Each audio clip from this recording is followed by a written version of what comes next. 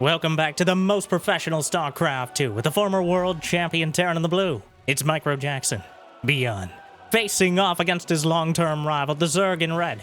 We have SHIN in a best-of-3 Terran versus Zerg showdown with two of the oldest players in the game on two of the newest maps, part of Wardy's Team Liquid Map Contest Tournament. And before we get started, it'd be incredible if you could smash that like button.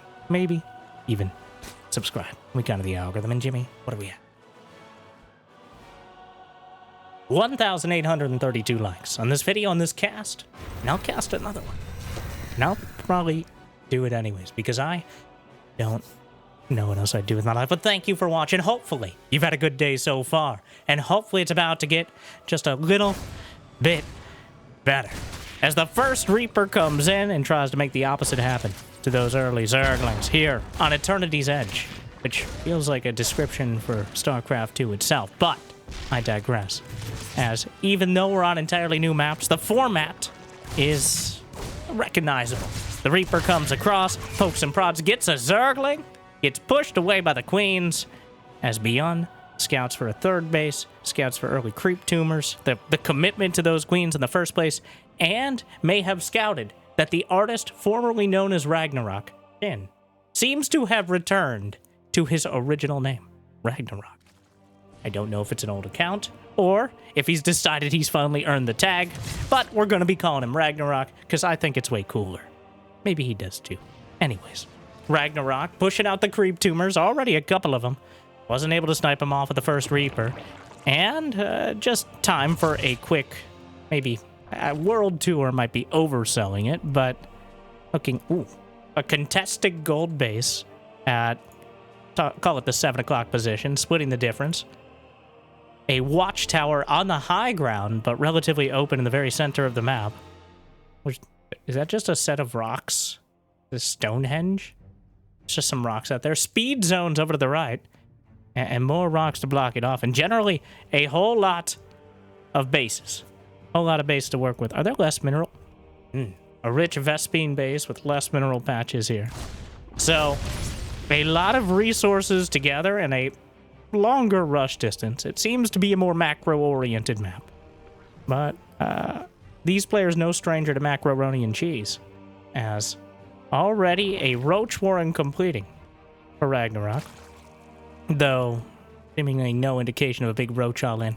There are two schools of thought. There's the, I want a half day of school and get out of this tournament as quick as possible. I don't care what map we're on, do an all-in like a Proxy Rax or a 2-base Roach and hope for the best.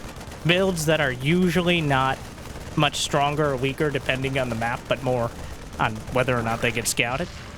And then there's players like ByuN, and a lot of the time, like Ragnarok, who, if you're just going to let me sit back and get 70, 80 workers, I'm going to do that. That is my default state.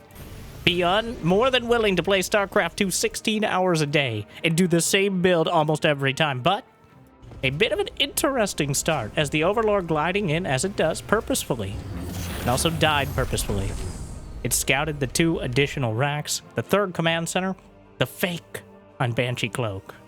But you can't really take the risk that it's actually Banshee Cloak. You need the spores. It appears the spores in position to zone out the Banshee right at the edges. Some Sloaches, knocks out a Hellion, make that 2. Surprisingly able to sneak up on it. The Watchtower does not. So watchtowers don't always have the same vision range, but clearly, well, it doesn't cover that many besides the most direct attack path. But should be relatively easy to counterattack along the south or north side, especially with the speed zones here. But we will see. We're going to see. These players determined to give us as much, work with as much of the map as possible. How gracious of them. As over the next couple weeks we're going to be seeing, and already are seeing if you're watching live, Wardy's Team Liquid Map Contest. The 15, 16 finalists, and several of them will make it onto the latter map pool, and therefore more than likely be used in tournaments for the next 3 to 5 months. So in a couple weeks, everyone will be able to vote. Pros, casters, content creators, and the people. And they'll be weighed, and we'll see which maps make it into the next map pool. But it's nice to have something a little bit different. Arguably, a little bit better. Let me know which map's your favorite in the comments or something like that. Or alternatively, if this works better for you, which map you like the least. It's all engagement. But the Raven actually being used to provide detection and deny some of the creep. Meanwhile, Ragnarok has a hive started before 7 minutes, and Infestor on the way. +1 Carapace. The Queens? This is restricted lair space. Not this early, Brenda. People get weirded out. They start giving weird diagnoses in the comment. Just, Susan, you're making it worse. Sorry. Hive, halfway done. Baneling and Zergling speed on the way simultaneously. Just pretty much everything. Both of them with at least 3 bases of economy and counting. ByuN's going to have 5 racks, 2 factories. He's already got the double drop out and an ambitious gold base at that contested location.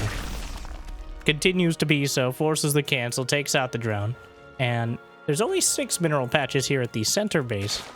I'm not sure if when he mines out, you'll be able to move through that area. It looks like the fences are broken down.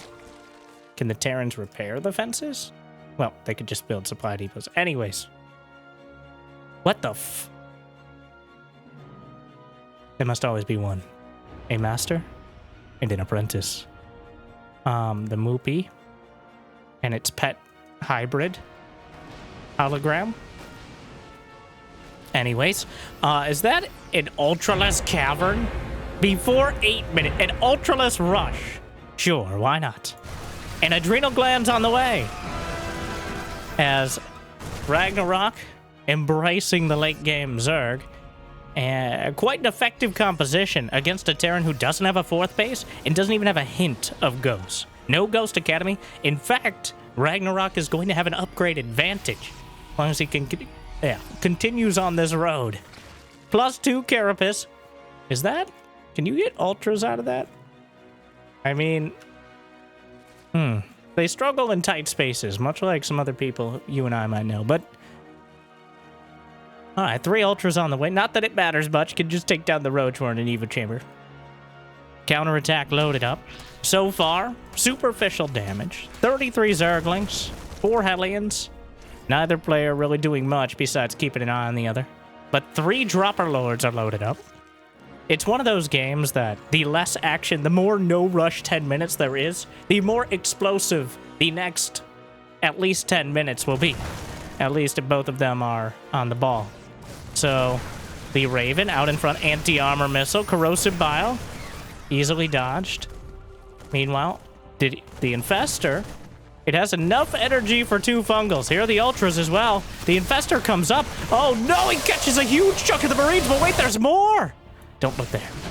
And another fungal gets him on the other side. And ByuN's army is cloven in twain. Down 50 supply in seconds. An absolute disaster. He must not have seen the Infestor on that first scan. And he certainly didn't see the ultras.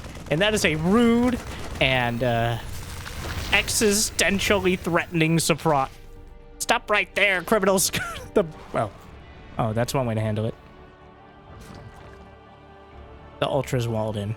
Wait, it looks like he tried to take down the Roachworm to unlock his ultra. Oh, it's a house ultra. Okay, it stays inside. We don't let it out since the accident. Well, you can't have everything. He won the fight decisively. The domestic front, more of a struggle.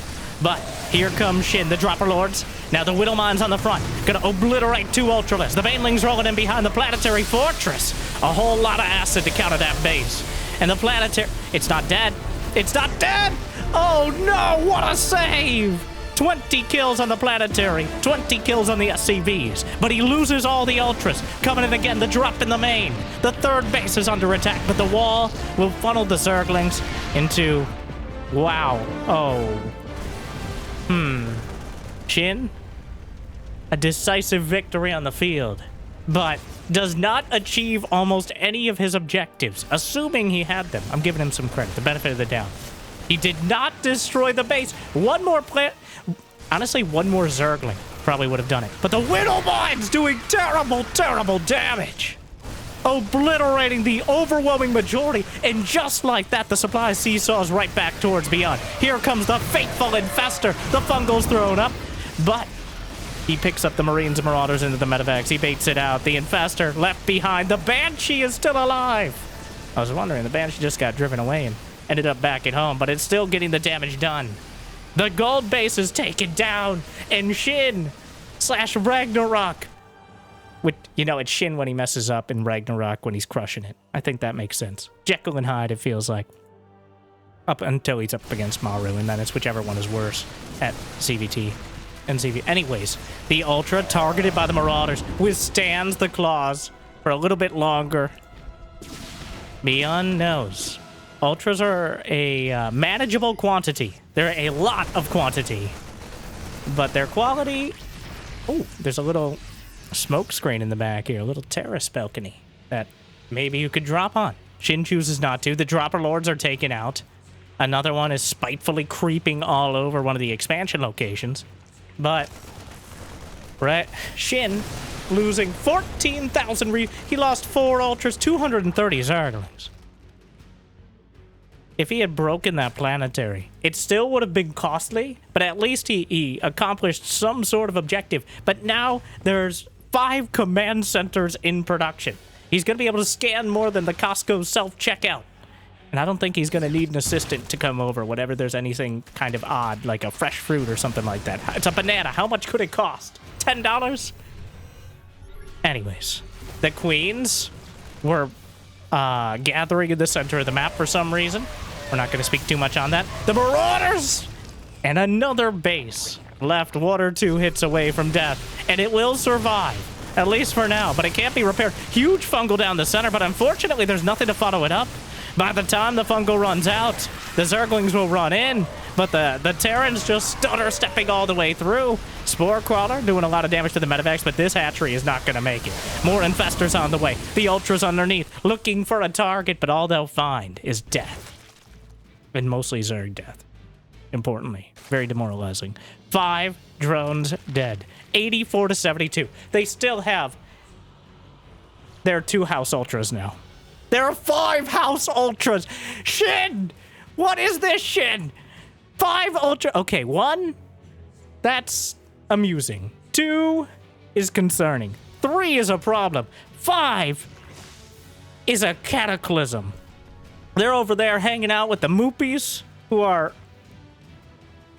Okay, yeah, I mean, I can see that.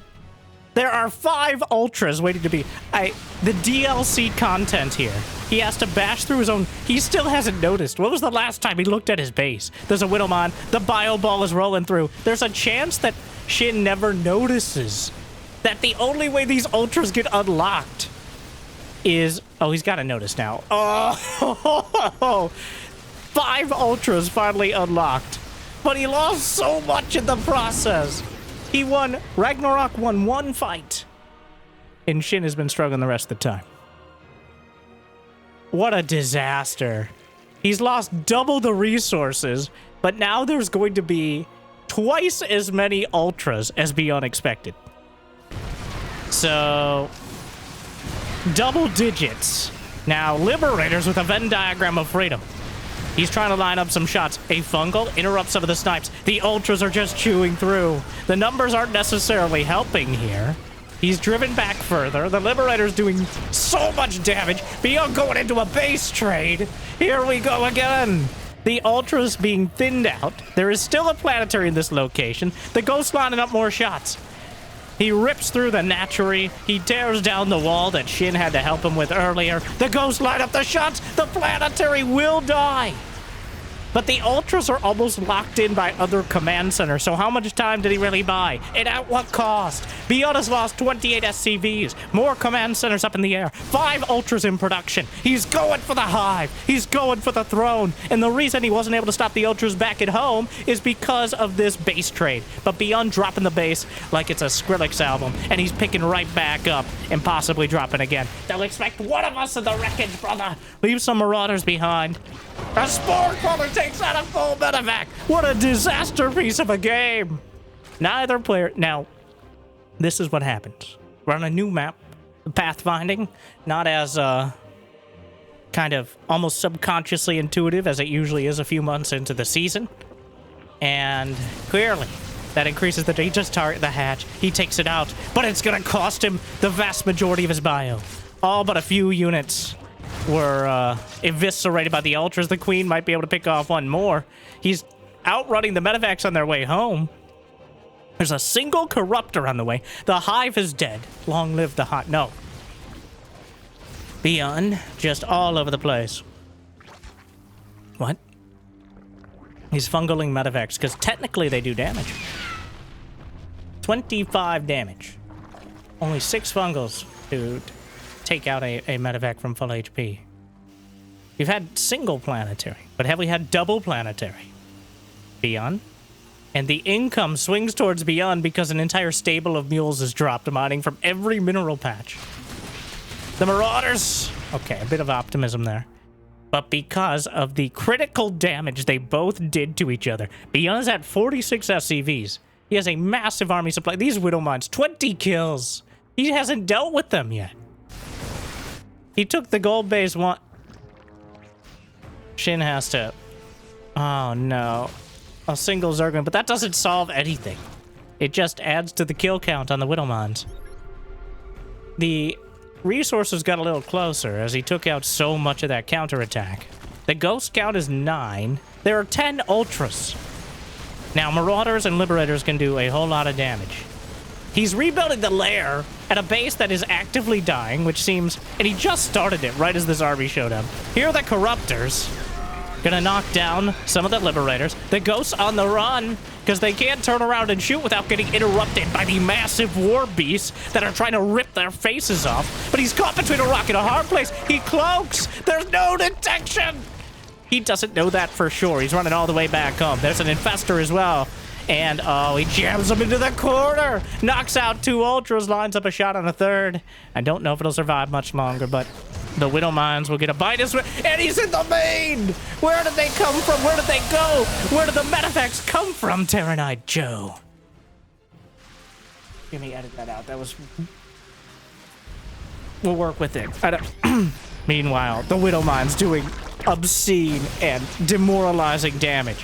And regular damage as well. The Infestors, a huge fungal, and there's just enough Ultras to follow it up. They will die to the Widow Mines, but they're gonna take so much bio with them. And the Corruptors have knocked out most of the Liberators. They've knocked out several of the medevacs. He still has 5 medevacs. The mini-map is an absolute disaster, especially for SHIN, but the Overlords are also here. I think he was trying to... Generously, I'll say he was trying to drag out Widow Mine hits, as he didn't really have the gas for too many Overseers. That's maybe being too generous. The Widow Mines are still... This base died. I wasn't able to keep up. Clearly, SHIN was also not able to keep up with everything ByuN was doing. But the Caustic Spray... He's praying he can get through this base, but the SCVs repair enough before it can really charge up. And the Corruptors will be caught on the edges. Eternity's Edge is where they're at. Meanwhile, ByuN, he still has 9 orbital commands. Which means the moment he drops something near a base, honestly, he doesn't even need to drop it near a base. But the moment he drops a command center down, he can unleash a rain of mules. But SHIN is retaken his side of the map, and despite all the critical body blows they've landed on each other throughout all this, ByuN has not, like, all this damage has been done before much of the map has been mined. The main base still has minerals. At least, well, he rebuilt the creep tumors here because otherwise his entire tech tree would be dehydrated and eventually crumble to dust, which is not ideal. Meanwhile, a fusion core, he's killing his own Marines in order to get siege tanks, which, you know, you have SCVs that are perfectly obsolete at this stage. There is a burrowed infestor. There was a burrowed infestor. The minefield. These mines are still alive. There's another one at the corner. Still gonna get a good hit on a bunch of the Zerglings, the Corruptors. Meanwhile, here we go again. Round and round we go. ByuN heads north, as SHIN heads south. The Widow Mines almost take out the Overseers themselves, but he finally ran out of mines, and the Ghosts are chased back. He cuts off the siege tank that he killed some of his own Marines for, but there's absolutely nothing to stop this bio ball. There's nothing back at home, and the Widow Mines are firing again on the way back across the map to try to save his base. He has burrow. He could burrow those drones. There's still an Ultra, but one Ultra is... it's not enough. Chews through a few of the Marines. The Infestor died! No! It's fallen apart. But somehow, Ragnarok still has near even supply. He knocks out the Medivacs. The Corruptors are the key choice. Being able to knock out the Liberators and the Medivacs is what's keeping him in this game. And losing all of his detection is what's keeping him out of a victory. As again and again, the Widow Mines keep firing. The ones on the left side are still going. And the Widow Mines, for like the 13th time, I don't know if they're the same mines or not, but he kills another Ultra with mines, splashes over the rest. The supply is getting desperately low for both sides. ByuN drops another stable of mules and stabilizes his economy. 63 to 28 workers, which means the army supply is 108 to 55. There are 21 Widow Mines. ByuN is nearly 50% Widow Mine at this point. This is Minecraft gameplay, and it's more like Minecomp for SHIN. But these Widow Mines at the gold base are the most painful. 6 split, bro. Could have done it better on my Xbox 360 controller. SHIN has not had the time mentally to split off anything to deal with it. The Widow Mines are incredibly taxing in APM and APM. Actions and attention per minute. Both at a premium. And one that you just simply can't pay.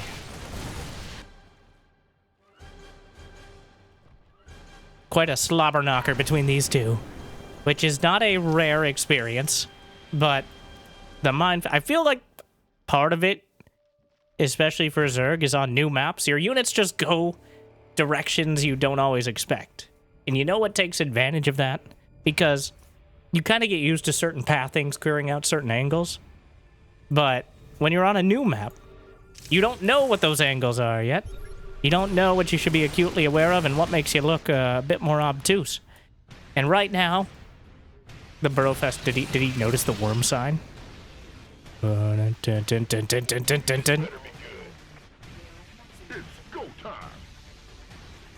had to make this. I had to make the noise. There's still a chance. Did he notice? Stand very still. Terran vision is based on movement. I don't think he noticed the Infestor. It may just die.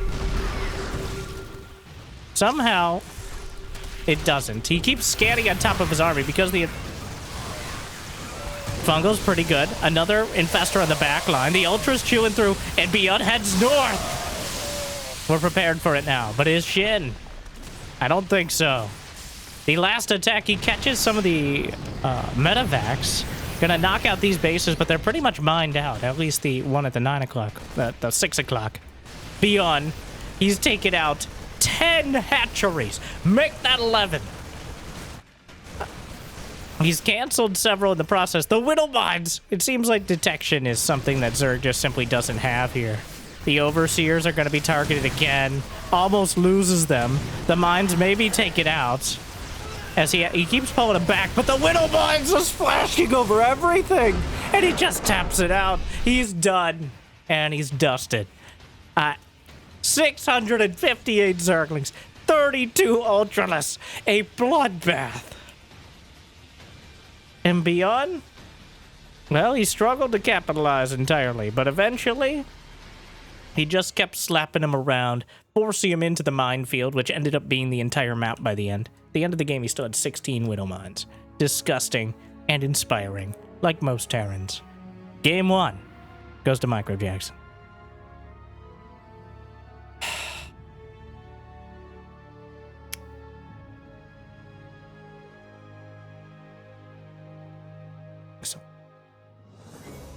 Only 600. Yeah, it could have been worse. But he doesn't get to earn Ragnarok until he shows me better than that. But game 2 is on Exark. Is this a 4-player map? I thought that was illegal.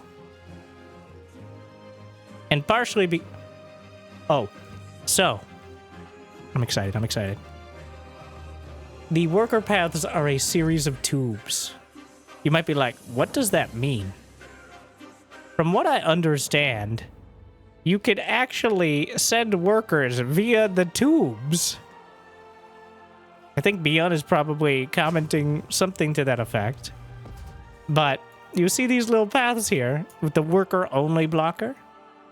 It's a tube. Why am I saying it like that? But which, and there's speed zones as well. We need to look very closely. Anyways, there's a lot going on here. Crazy. The natural is looking crazy. Ragnarok laughing.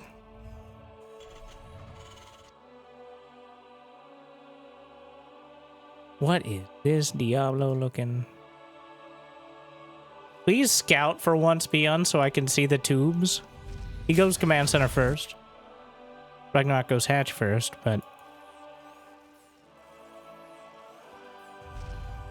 thank you to our translator in the comments. I can take some I am pretty sure they're talking about a divine beast. No, not that. Either the map or the feelings about last game. But 4-player maps in general have not been popular, at least for pro players in StarCraft 2, because especially players like ByuN like to have their build. And on a 4-player map, sometimes you just lose. It's not common. There might be some restrictions on what spawn locations are available. But sometimes, even if you do scout, you won't get that information. Sometimes there's an advantage based on which side of the map you're on and whether it's easier to drop the main or the third or something like that. Generally, it increases the variables, which in my humble and modest opinion, a lot of smart people tell me I'm humble and modest, all right? I'm just repeating them. Is good. All right. And, ooh, I love what they did with the carpet here. Roll out the red carpet. Why did I say that? The blue carpet. It's clearly blue. Is the carpet red or blue? Ooh, for me? For everyone, Brenda. But for me, too. Sure. Yeah. And is no one going to use the tubes? Sorry. I want to see the tubes. Oh, there's another worker-only path. But gonna mine that out just to make sure. I believe it has 30 minerals, which means a mule can't mine it in a single trip. That is actually a real concern. No, 25. Are mules 25 or 20? I thought it was 25. Guess if you want to use a mule to open up the path. Also, Terran rarely struggles with such terrain hindrances because of gestures pretty much entirely at everything Terran can do. Well, even if we don't get the tubes, we got the carpet here. Eternity's Edge. Some interesting features, but overall a pretty standard style of 2-player map. But here, 4 players. And ByuN, pretty convinced. I love that. What? Is that a base? I didn't even notice. Just kind of out there. 6 mineral patches, a single gas right next to the essence tree. Clearly a theme, and that theme brought to you by Monster Energy, the sponsors of the Team Liquid Map Contest. I love it. Just the vibes. And because I want to make... Oh, they put a carpet around the watchtower. Hey, are those your inside tires? Like the inside ultras? Again, they're going to go about their business. It is cross positions. Use the tubes! Sorry. If I remember. Jimmy, remind me to load up the map and just use the tube at the end of the... And also give ByuN his point. Thank you. It looks like a one-way tube. Or is it? How does that work? I need to know. Didn't do my research beforehand. I want to get that full reaction, which is a great excuse for not preparing. Spire. Mutas? The natural evolution, somewhat puns intended. And the creep is actually... Are you able to spread on the vision blocker? Unclear. The Liberator gonna siege up. Is that a high ground? Yes, but can they see it? Like, I can't tell if that's a pervert pillar, because it creates an awkward scenario, just in general, but sometimes in a perfect spot, the Liberator cannot be hit without an Overlord nearby. Also very annoying for Protoss, who doesn't always have high ground vision. I'm sure we'll find new creative ways for Liberators to completely ruin every map's design. But we'll see. We'll see. We need to have... So in the finals, I think... Therefore I am. Like, a third, if not half of the maps. It's a strong minority. Are 3 and 4 player maps. There are so many that I think it's almost unavoidable. The only way we're going to get the maps like Mothership and multiplayer maps like Over 2 is if there are so many they can't veto them all in every series. Usually we have like 1 or 2 crazy maps like Golden Wall. But if it's just 1 or 2, in almost everything but Game 7 of the biggest finals, we rarely see them because 9 out of 10 players veto them. And it only takes 1 to do so. Sometimes they play chicken on who's going to veto it and try to use that to their advantage, but I don't think they're allowed to veto here. Well, they're all new, so the Queens knock it down. The Mutas have arrived and will knock out the medevac. That's a freebie. And that's a set of rocks. Odd.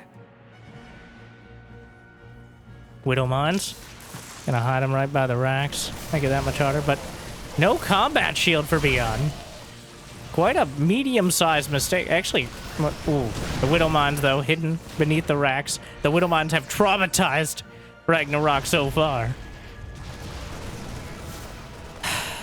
And the Mutas will be driven back, but ByuN just not getting combat shield is 10 HP on every single one of your Marines. That is more important than Adrenal Glands, and it's more obvious. Adrenal Glands, you can only really tell when the Zerglings aren't completely cracked out, but combat shield is pretty clear whether or not you have the shield.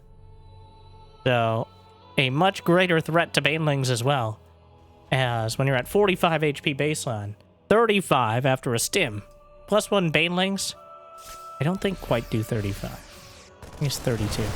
Anyways, it's not good for your health. Another Muta picked off. Ragnarok going to try to cut it off. The door is open. The Widowmine fooled me once, and he definitely will get fooled again. The Widowmine spot connecting multiple times, and he just runs by the mine. I think that would have helped Ragnarok more than it hurt. 10 SCV's dead. Picks off some mines. Gonna cut off even more of the Marines without combat shield. So much easier for the Mutas to deal with. Gonna delay another factory.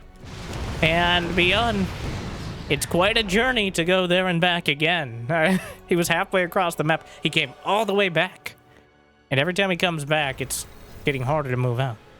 As Ragnarok already has another set of Banes. He's got 1-1 done. ByuN will eventually have the +2 advantage. So if he can get to 200 supply and work off that. Rocks being opened up. It doesn't seem to matter where you attack the rocks, but might help the surface. I don't know if that's an aesthetic choice. As the drones will take the employees only path.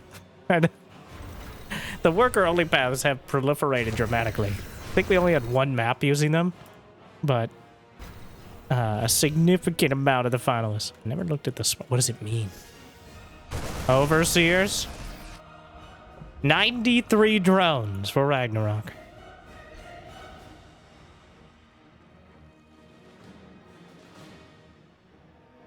Thor on the way.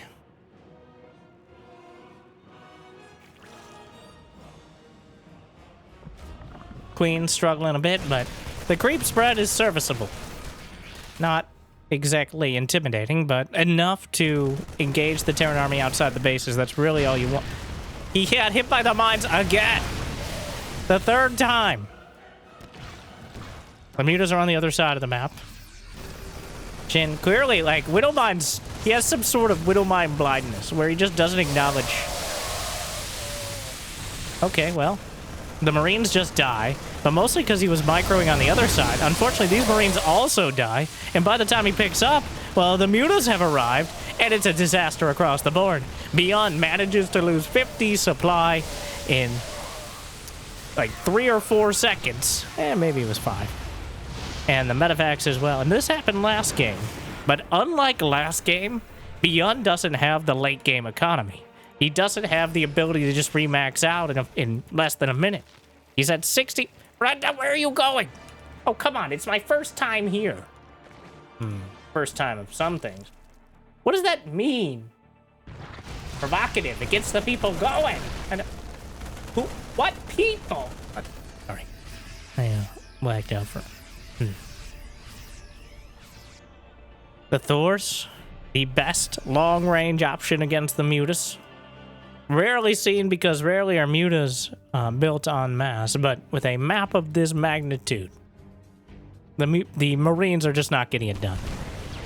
We'll see if Ragnarok is able to make an end for the Thors, or if we're going to be looking at Thor Ragnarok.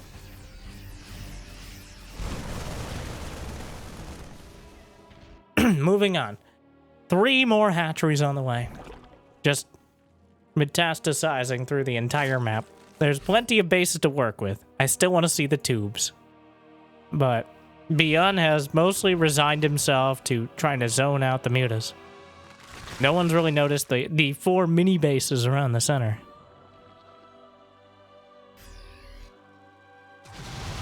There are no Widow Mines to hit these mutas yet again, but if there were, I assume they would. Widow Mines, does he have Drilling Claws? He does. Finally, the hive is done and the Ultralisk Cavern is on the way.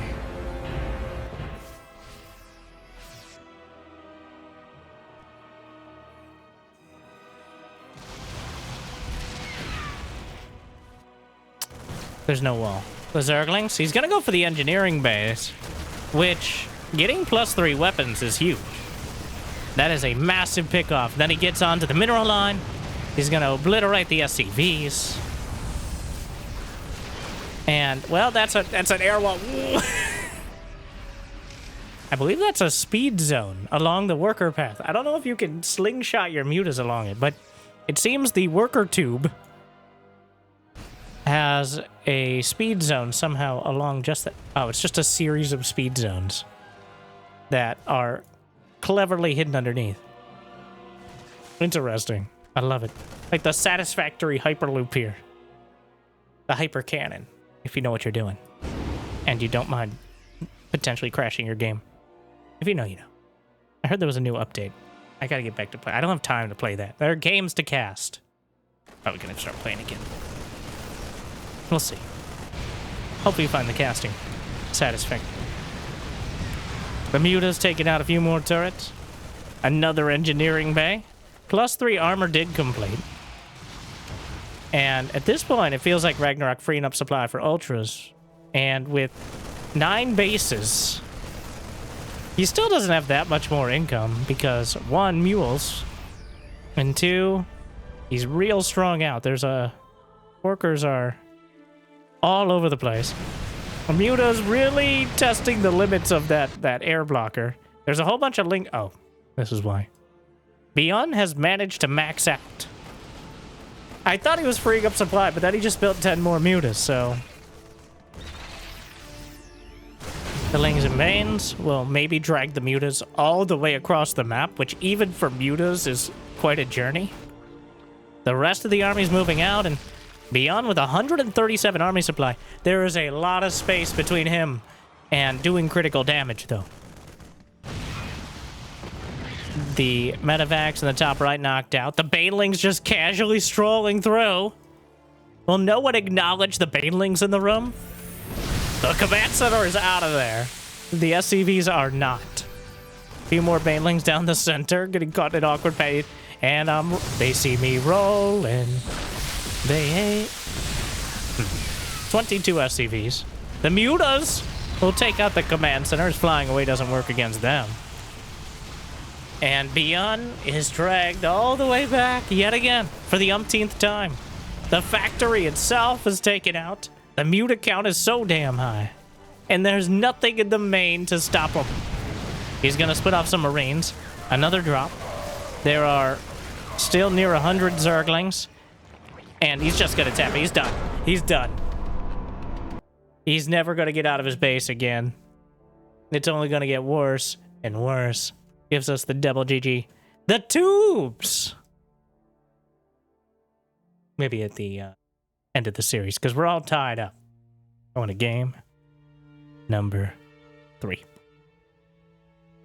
I'm excited to see the next one. I haven't actually seen... There's not even a thumbnail, fun fact, in the game yet. So, when we load into the map is my first... the most part.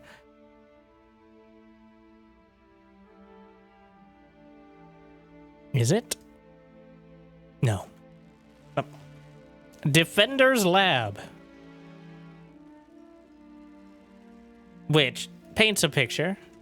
Ragnarok starts the banter this time around. Fun fact, Ragnarok using the portrait of the rank 1 player in StarCraft 2, according to Dark. It's Dark. And a younger Dark. But, you know, that's all portraits. Like and subscribe for Existential Dread. Meanwhile, oh, it's so yellow. Well, really gold. 55, 51. What are we counting to? 74, 55. Why are there numbers on the base?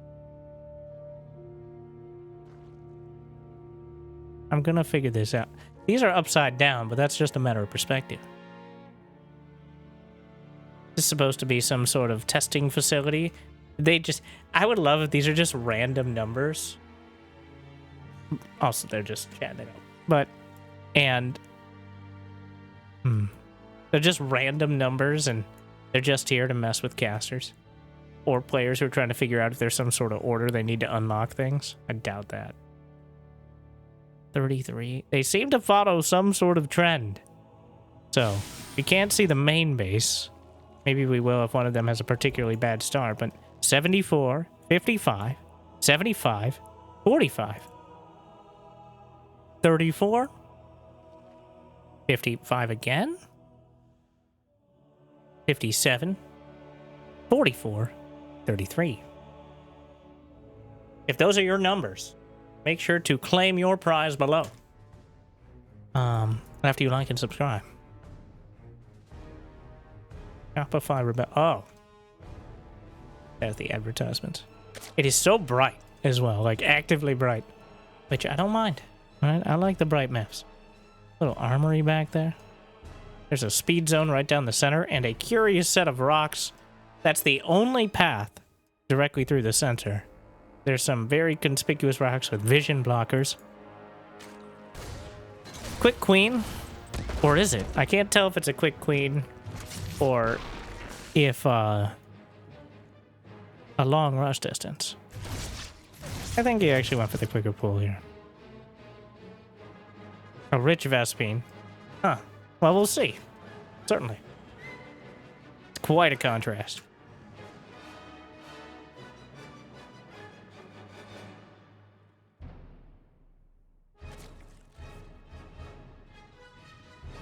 Come back here, young man. Come here. Susan, stop flirting with the Terrans. It makes me feel alive. I like it when they shoot at me. I'm not dealing with it today. Meanwhile, the creep tumor. He got it. I don't know. Yeah. Was it worth it?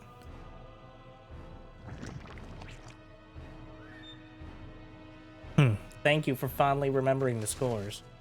Anyways. Third CC, a Viking. A different choice out of the starport every game so far from ByuN. Theirs on the way for Ragnarok, on the quicker side of things. Queens watching the creep spread over the circuit board.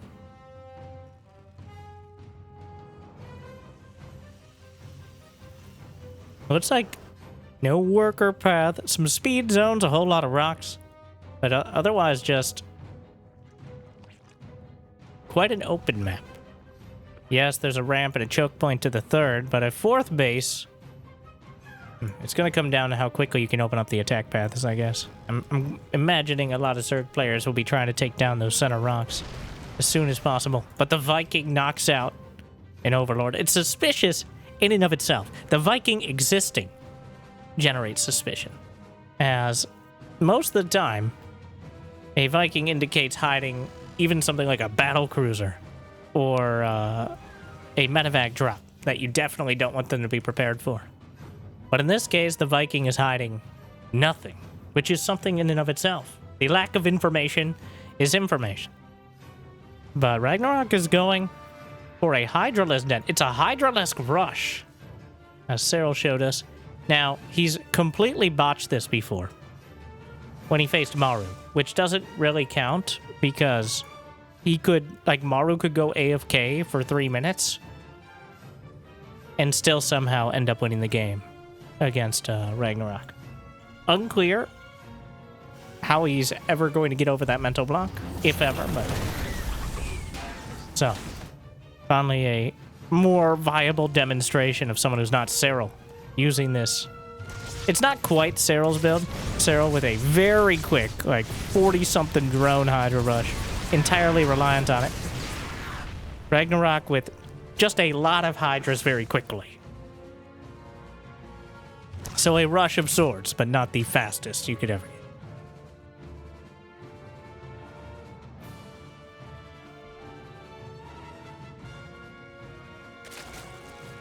"51 drones, though. Well, partially because several of them got charbroiled. He sacrificed 4 Hellions to get 4 drones. Don't know if the Hydras were spotted. Don't believe so.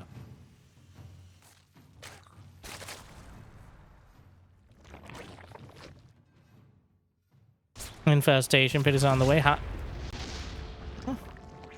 Viking just gets taken out. The Hydra's taking quite a path over to the right side. And I think he might be realizing the curious pathing that his army is likely to take, as having the Hydras even a little bit off to the third base sent him around the right, as opposed to everything else going on the left. And that could be absolutely disastrous for either side, but probably more for Zerg, as the ideal map for Zerg is a wide open flat plain. But we don't design maps around Iowa. So every angle and high ground and choke point serves to make it a little bit harder for the most part. There are some exceptions, but siege tanks and marines would love to be hiding in little cubby holes, firing out and making it so it's almost impossible to engage them. Whereas the Zerglings, you know, they need more room for activities. Zooming in and out because I don't even know what I want to look at. There's so much. Honestly, kind of a minimalist map despite how much is going on. There's not a pretty standard base layout. Again, despite all the terrain features. Hive is on the way. Not speed running it. 75 drones now, but only now catching up in economy. He cut drones to get these Hydras. Now we see if it pays off. Combat shield is done, catches the medevacs, but the siege tanks are going to zone the Hydralisk all the way out. Ragnarok, this is the test. Can he hold against a concerted siege tank marine push? It's looking dicey to say the least. 1-1 upgrades for either side. If he waits long enough, +2 ranged attack and Carapace are on the way. The Zerglings are just running across the map. Seems like he's just trying to buy time. He has an alternative 4th base at the 9 o'clock. The Zerglings, there's absolutely nothing here to defend, and there's no wall to stop him. A few reinforcing Zerglings. And another group of medevacs will come back. But ByuN, with a decisive victory on the field, he takes out the base. Ragnarok going to try to chase him on the way back. 1 tank offered up. Re-sieges. The Zerglings take the wrongs. Oof. Another few Zerglings shaved away. But +2 Carapace is about to complete the medevacs. Oh no! Big mistake out of ByuN. Overstaying his welcome. He wasn't welcome at all. Terran's earlier. Losing 4 medevacs right as Ragnarok takes an upgrade lead is certainly not a way to compound your own. Taking out the base and a few drones was certainly good, but he still just has tanks, marines, marauders, and a few mines mixed in. So, lurkers, the natural choice, and much more quickly than anything like potential ghosts or liberators. He's going to have lurkers with range, maybe even before 2-2 upgrades are complete. So that is a technological hill that he seems hard-pressed to climb. But right now, ByuN just going to jam himself on the top of whatever hill he can find, and with 3 siege tanks on the back line, he may be perfectly fine. The Widow Mines, a lot of Zerglings taken down in the first volley. Siege tanks at the back.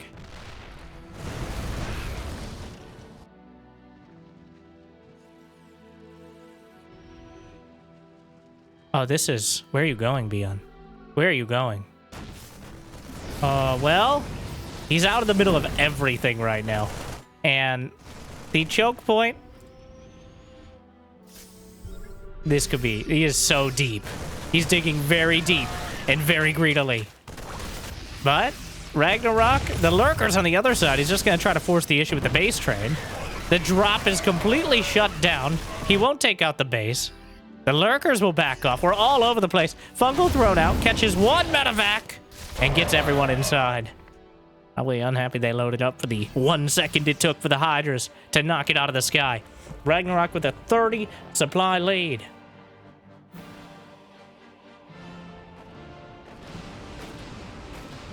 The lurkers, Microbial Shroud is on the way. It might actually be quite useful. ByuN, way too slow. And now, won't be going anywhere at all. The Fungals holds him down, knocks him out. Another 2 medevacs and Marines. He's building 4 command centers, which seems optimistic, considering he's not even maxed out. He didn't anticipate losing 20 to 40 supply of bio. Another base will be taken out. He's just going to try to cut him off on the way back. Might be easier to go for the fresh base of ByuN at the 12 o'clock. There's an army on the right, an army on the left. ByuN has so much out on the field, but it's not helping. It's in limbo and purgatory. The infestors are in siege tank range. Microbial Shroud? Maybe? Is it needed? Not really. As ByuN's reinforcements are being eviscerated. The planetary under fire. Yep, those are lurkers. He thought they might be in range of the planetary. They were not. The natural is under attack. The lurker's in position. That's a full energy infestor. The fungal holds him down, and the lurkers just shred. ByuN sliced and diced and knocked out of the series. 2-1. Which brings us... one more. I want to check it out. One more new map today. Because otherwise it was a very short series. Max Packs versus... We're going to give him Ragnarok. ByuN tried to fit a square peg in an arguably non-existent hole. The Marine tank push. But once the lurkers are on the field, it loses... Ooh, rain. We're on Rainfall. Now, an interesting... I don't know if I like or hate the kind of like low FPS Rainfall there. I get what we're going for. Looks kind of crazy on the creep as well. It's Ragnarok versus Max Packs, by the way. I did want to check out some more maps. We're going to try to get them all covered before you can vote in the finals. And your vote really does count, because last time, only a few hundred people voted. So if everyone who smashed that like button voted in the Team Liquid Map Contest finals, We could probably swing it however we wanted. Pool first. Wait. Okay, so let's take a look. Besides the rain, and it is a small map. You can tell by the way it is. Not about the size of the map. It's about the rush distance. That's what matters. Actually kind of true. Especially in the early game. Sometimes you can have a map that is relatively small, but a convoluted path that makes it a longer rush distance, but a pool first from Ragnarok. They chose teal and blue as their colors. Well, really it's light blue, not even teal. Which, thankfully, it's not a mirror matchup, but you wouldn't catch those here very often, as the algorithm will murder me in my sleep. I'll go to sleep and I'll wake up and I'll be like, why is it you're not showing this video to anyone? Well, diversity is key.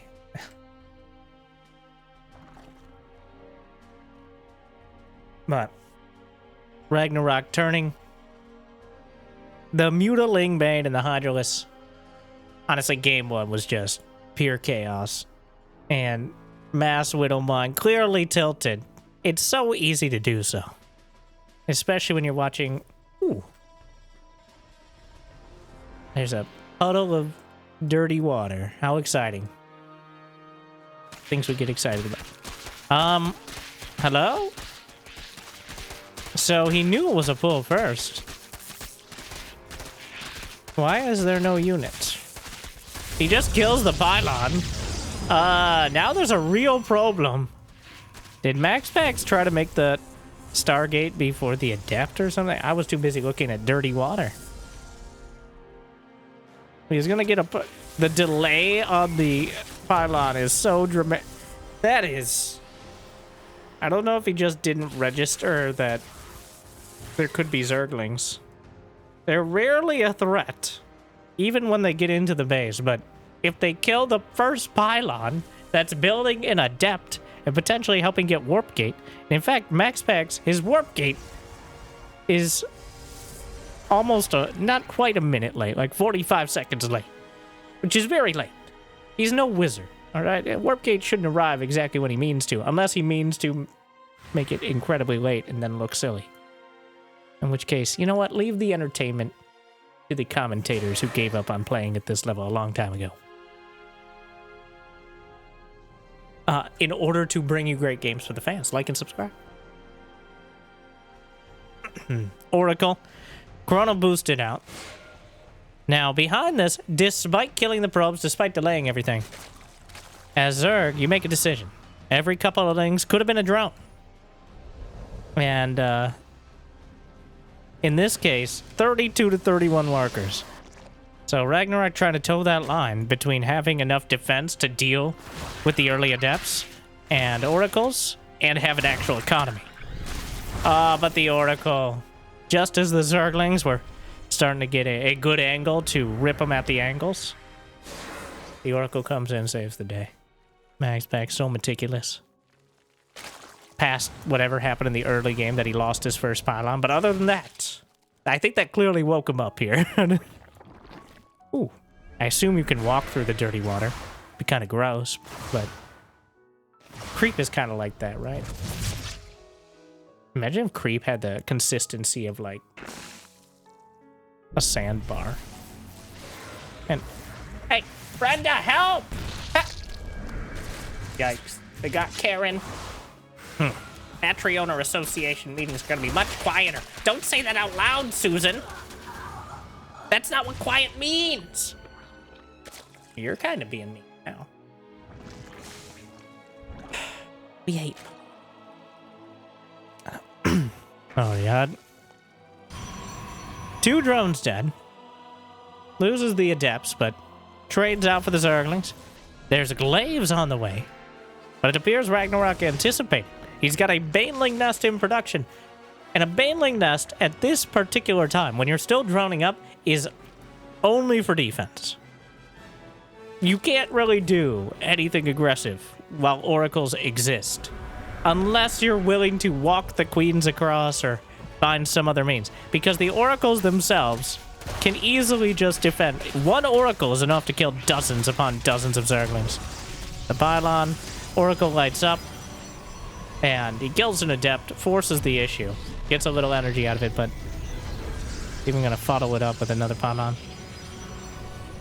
3 Oracles. The Triumvirate has completed. Right now, the army for max packs is 3 Oracles, 2 Stalkers, and now adding on the Adepts. Queen's ready.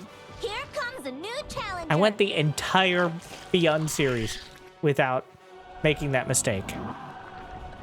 But here we are. Your warriors have engaged the enemy. That Stalker shuts the door. Max Pax, the anti-hero here, with the absolute perfect wall. Now, we'll kill one more Stalker, but honestly, I did not think that Stalker would make it in time. He's just building more Zerglings. At first, you don't succeed. Build more Zerglings until you either win or die trying. Hydralisk Den is on the way.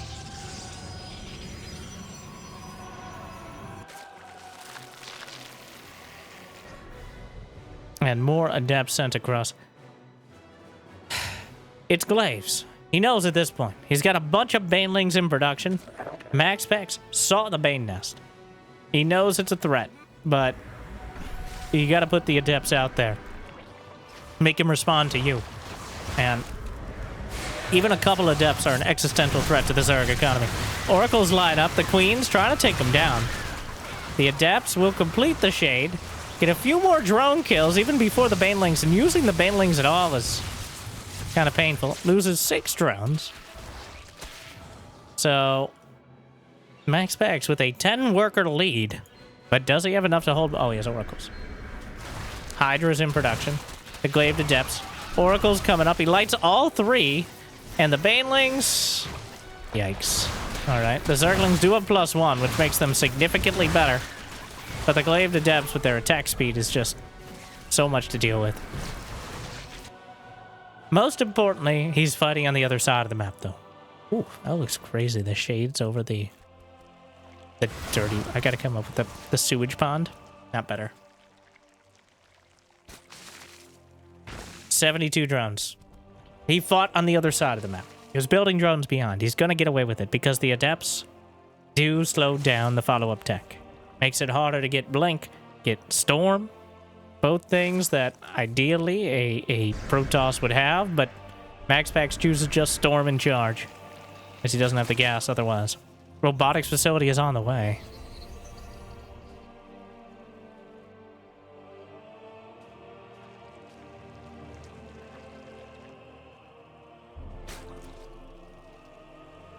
Hydraslings and Bane. 79 drones. He's survived the onslaught. He's kept Max Pax busy. The 4th base is a clear objective. It's like a pretty defensible position. A choke point. The sewage pond. The 3rd base is honestly more open. Especially considering you just gotta mentally realize you can walk right through these gross ponds here.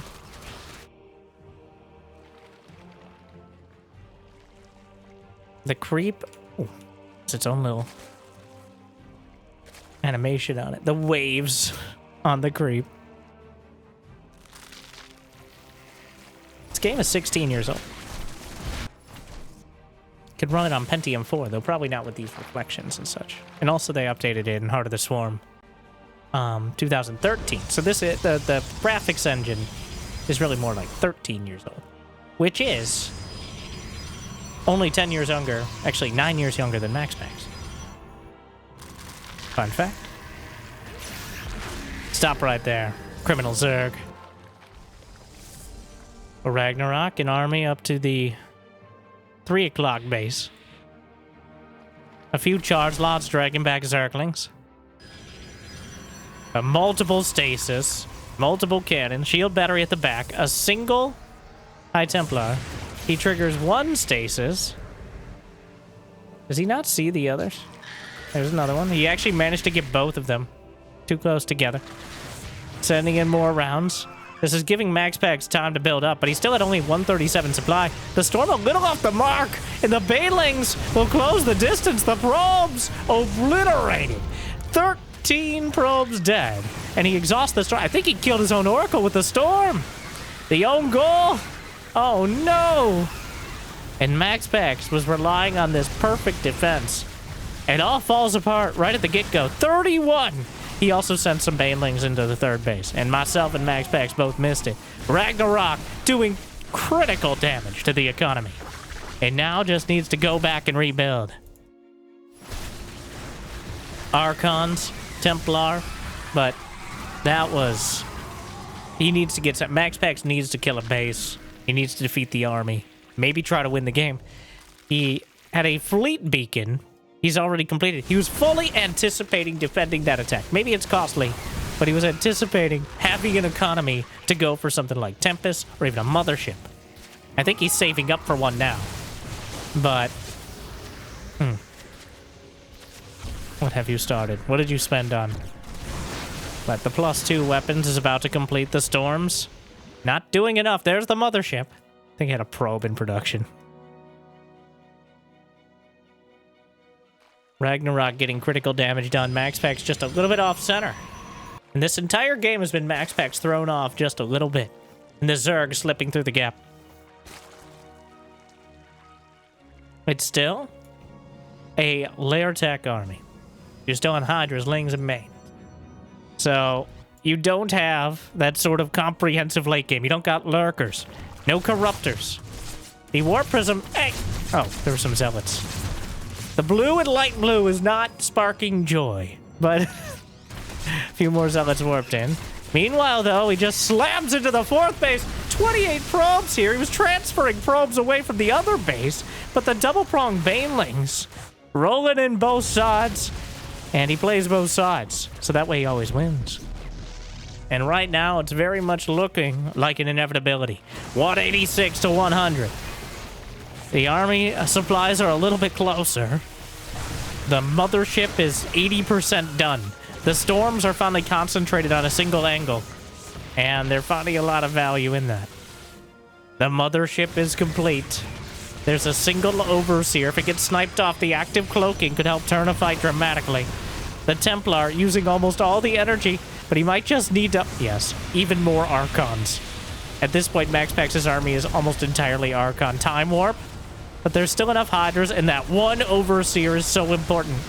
Ragnarok would double the supply, pin cushioning the Hydras. Warps in another storm, the Archons with overwhelming power. And somehow, MaxPax survives. And somehow is Archons. But... 81 drones. He can rebuild, but he doesn't have the larva. And he really doesn't have that much income. Ragnarok has still lost more resources, despite how fruitful the fights have been. And the mothership, still quite a long cooldown on Time Warp and Cloak. The Spore Crawler's moving forward. Reinforcements are streaming across the map. The 3 Archons have a lot of work to be done between them. Cloak is ready. But he does still have that Spore. He's going to back up. Oh, there's a couple Overseers.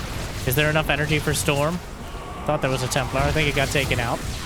Still trying to fight. But the Zerg are trickling in from every side. The mothership itself being targeted. The mothership getting a lot of damage done to the Hydras. And, well, the mothership will be taken down. Almost all of the Hydras as well. And 21 kills, 14 kills, 13 kills. But the economic weight is simply drowning MaxPax here on Rainfall. He got off to a terrible start. Losing your very first pylon does not bode well. And despite all that, he survived. And there were a few moments it looked like he might turn it around, but Ragnarok has consolidated. 130 supply is not very comfortable, especially considering the army supplies. 57 to 32. But he's finished +2 ranged attack for the Hydras. He's fighting on the creep. He can pull the drones if he needs. Pulling drones against Archons is certainly not ideal, but Ragnarok takes it. He survives. He gets the damage done. And before we go, 1, what was your favorite of the new maps? And 2, tubes. All right.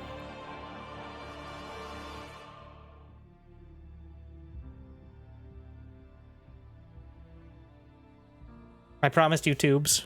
I give you tubes. Like and subscribe for tubes. Here we go.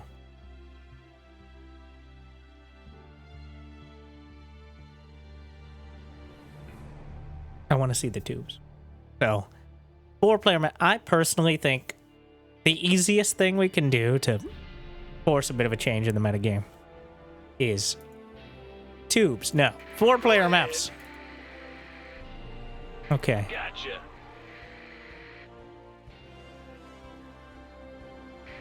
Can you stop? Can you turn it around? Yes. Wait. Crazy. Sure thing.